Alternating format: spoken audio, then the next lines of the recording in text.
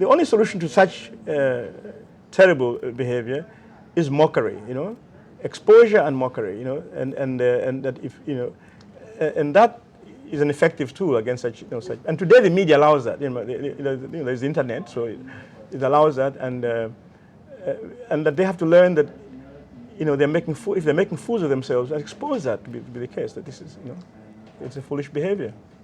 Peter, what about you? What is your experience? You've been covering the continent for many, many years now. You have interacted with lots of the type of leaders that we are talking about.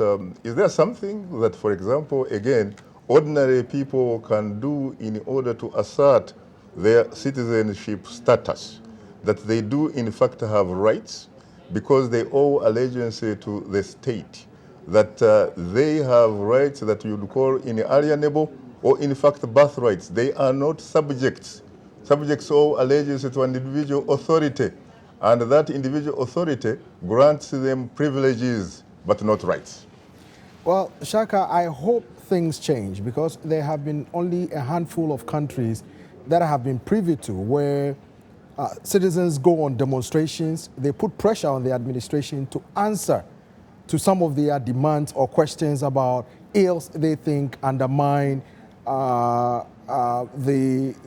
well-being of the ordinary man and woman in those countries. Some journalists, unfortunately, are chased out of the country. A case is in, I'm not going to mention the country's name, but it's in West Africa, where journalists are usually being hounded around, and the head of state will come and say, well, if you don't follow my rules, you better get out of the country, else I'll be coming for you.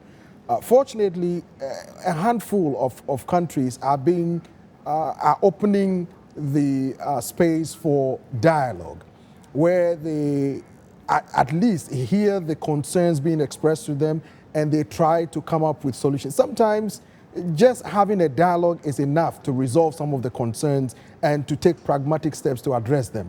Unfortunately, it's not enough, and those are issues that need to be addressed from going forward, Shaka. Thank you very much.